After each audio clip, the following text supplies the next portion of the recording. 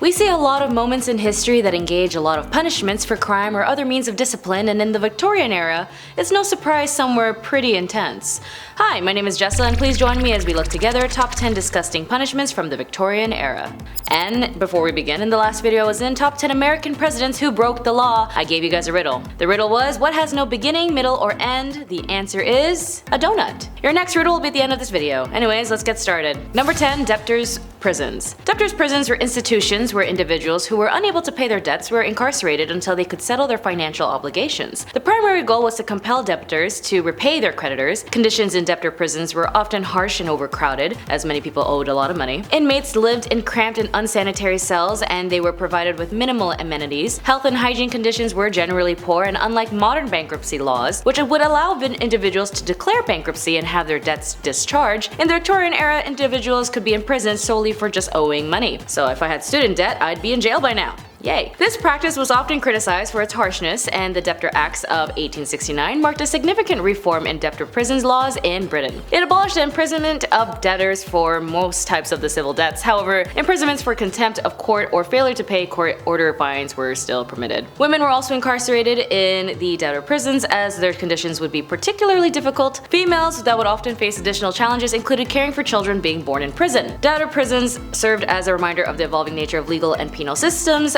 as modern bankruptcy laws and social safety nets have largely replaced the practice of imprisoning individuals for debt. Number 9, the Penal Transportation. The primary purpose of a penal transportation was to elevate overcrowded British prisons and provide a form of punishment that also contributed to the colonization of British overseas territories. Convicts and sentences to transportation were often guilty of serious crimes, including theft, burglary, forgery, and in some cases, more severe offenses like killing somebody. The severity of the offense influenced the length of the transportation sentences. Convicts were transported to various British colonies, particularly in Australia. The most notable destination for transport convicts during the Victorian era was the Australian continent, which included penal colonies like New South Wales and Western Australia. Well-behaved convicts who demonstrated good behavior and met certain criteria would be granted a ticket of leave, which allowed them to work for wages and live independently under supervision. Some convicts were eventually pardoned and granted their freedom, and the practice of transportation gradually fell out of favor in the mid-19th century. Reforms in the British penal system and changing attitudes towards criminal justice and the increasing availability of alternate forms of punishment contributed to its decline.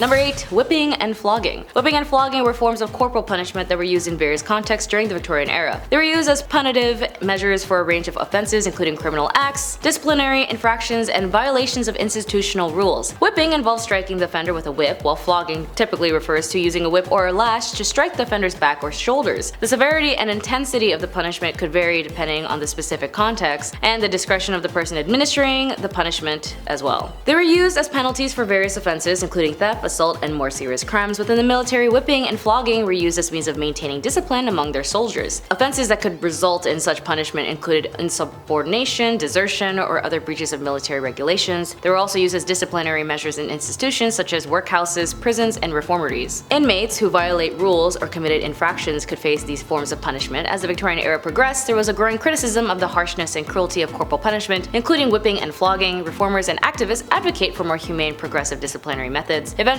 this method in time declined. Number 7, caning. Caning was used in various settings, including schools, prisons, and the military. It was a very common form of punishment in the Victorian era schools. Teachers would use canes to discipline their students for a range of infractions, including disobedience, talking back, tardiness, or academic shortcomings. To be honest, my mom was a teacher back home, and she would use a bamboo stick to hit her students, so this is still a thing today. In addition to schools, caning was also used as a form of discipline in other institutional settings, such as workhouses, reformatories, and even some mental asylums. The severity of caning varied depending on the context and specific offenses. In some cases, it could be a relatively mild form of punishment, while in others, it could be quite severe and result in significant physical pain. Also, in regarding to my mother, that was back home in the Philippines. She doesn't teach here now. I have to defend my mom.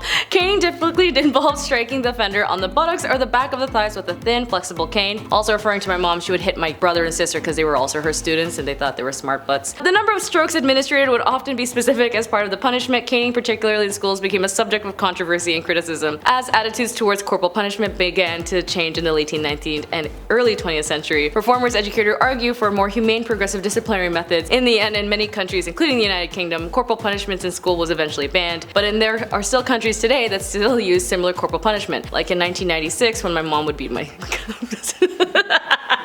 Sorry, next one. Number 6. Domestic harm. Life being a woman in the Victorian era, or just in general in any historical time, was pretty limiting and controlled. And with the sacrifices and determination of these women, they ensured that women like me were able to gain access slowly but surely to equal rights.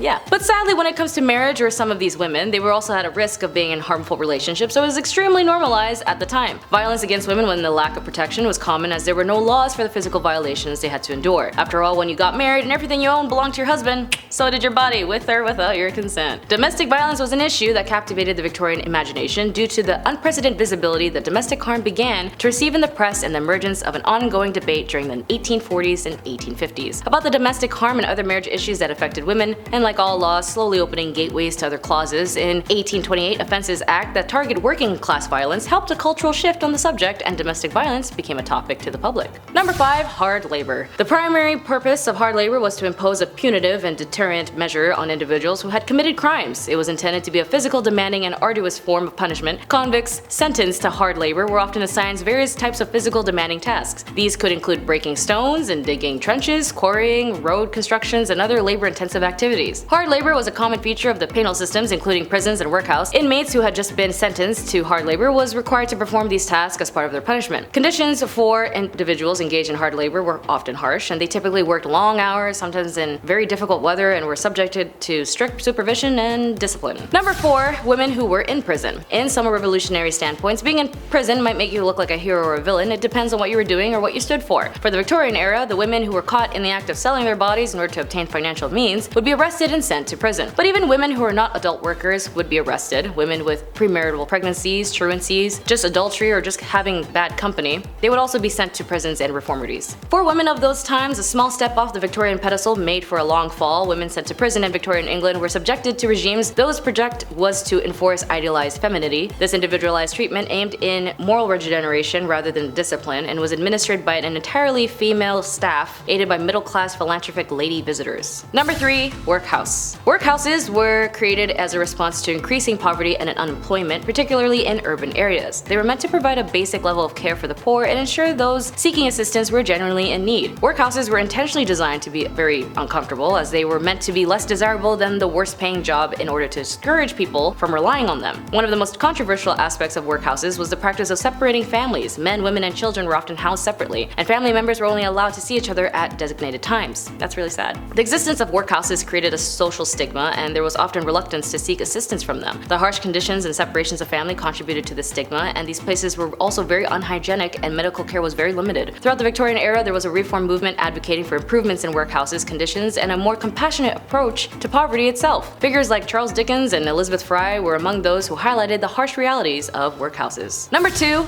Asylum. Asylums were created to address the increasing number of individuals who were considered mentally ill or insane. The primary goal was to provide a safe and controlled environment for those suffering from mental disorders, but in reality it was also more common as a place to stop people in, especially if families didn't know what to do with you. There were good and bad asylums, but in ones that were very bad, they were super bad. Some doctors would commit in malpractice as well as mistreatments to their patients. In an investigation by a very passionate and amazing writer named Nellie Bly, she had experienced firsthand on the field of the mistreatments, devastating conditions, and harm patients had to endure. In her report published in 1887 and later published as a book, 10 Days in the Madhouse, it caused such a sensation it prompted the asylum to implement reforms and shed light on the significant impact on American culture. Finally, number 1. Hanging. The gallows. Capital punishment was widely used for serious crimes including death, arson, and high treason, and for public hangings they were very common. They were often held in open spaces with large crowds gathering in with everybody watching you dying to witness the event. Public executions were often seen as a form of deterrence intended to discourage others from committing similar crimes. Hangings were typically carried out using a gallows, a wooden structure designed for the purpose of execution. The condemned person would stand on a platform and a noose would be placed around their neck, and eventually this method would expire, and our activists argued for more humane and rehabilitative approaches to criminal justice. In 1868, public hangings were abolished in Britain. Executions were moved behind prison walls and were witnessed only by a very select few officials, including prison staff, medical personnel, and invited guests. The use of hanging as a form of capital punishment in the Victorian era is a reflection of the prevailing attitudes towards criminal justice at the time. It is now considered a very harsh and inhumane method of execution, and the death penalty has been abolished in many countries. centuries. Well, as punishments come and go, so have we. And for your next riddle, are you ready? What loses its head? In the morning and gets back at night. Be sure to put your answer in the comments below and I'll reveal the next answer in the next video. Top 10 messed up dark ages punishments not for the faint-hearted. Nice long title. That's all for today. Thank you for joining me. My name is Jessa. Be sure to like and subscribe. I'll see your beautiful faces in the next one. Bye.